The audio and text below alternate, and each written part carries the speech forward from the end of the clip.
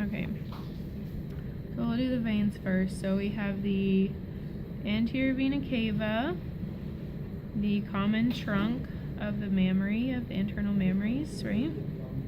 Then it branches into the right and left brachiocephalic veins. You have the internal jugular here that runs parallel to the common carotid that we just went over.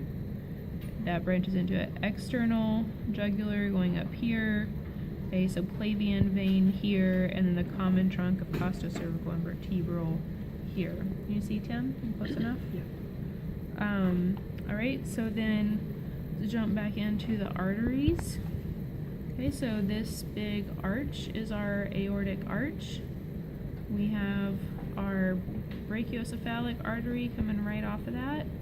And then we have our left subclavian artery coming off of that. Now, brachiocephalic artery splits into the right subclavian here, and then the right common carotid and left common carotid.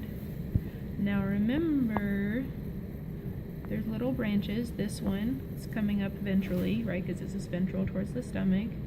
And over here, there should be one as well, kind of falling down. Okay, so these two, this one and this one, those are internal mammary arteries. They're branching off of the subclavians. So remember that the left and the right subclavian are not symmetrical, right? You've got a brachiocephalic artery on the right side, the cat's right side of the aortic arch, and still a little bit on the left side of the body, or at least central. And then that branches into right subclavian, right common carotid, left common carotid, but then the left subclavian doesn't branch off the brachiocephalic. It branches off on its own further down the aortic arch here. Okay?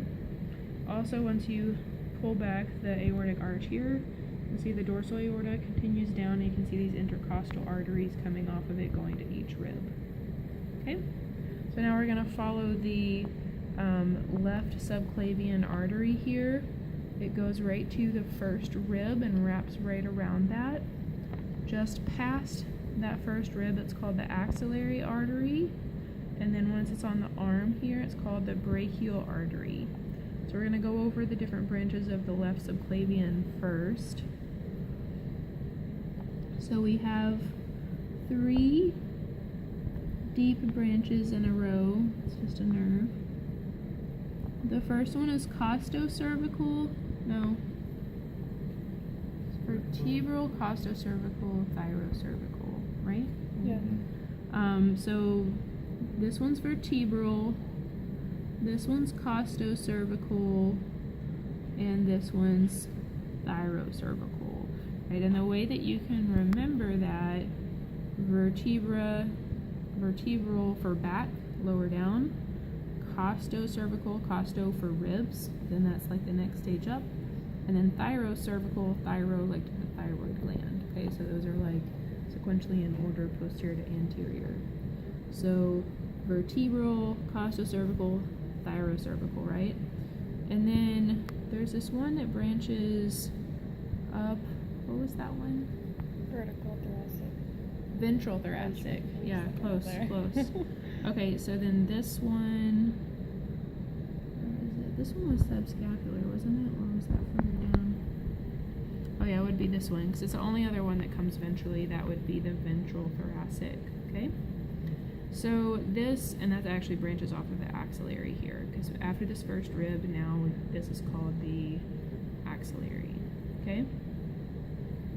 So then this is the long thoracic artery. It's longer and going branching posteriorly, so long thoracic.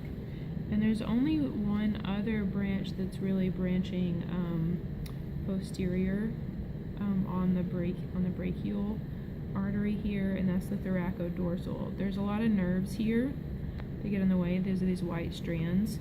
You can see this is the long thoracic, and the shorter parallel one to it that's more distal, meaning towards the paw, is the thoracodorsal here. So you have long thoracic and thoracodorsal. I remember I said we had 3 important anterior branches on the brachial artery after this ventral thoracic. We have subscapular,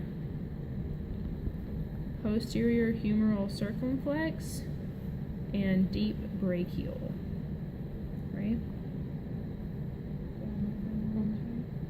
Oh, I think I said posterior. That's sorry. Anterior humeral circumflex is this one. The posterior humeral circumflex we're not doing. It's like a branch off of the anterior. So we have subscapular, anterior humeral circumflex, and then the deep brachial. Okay.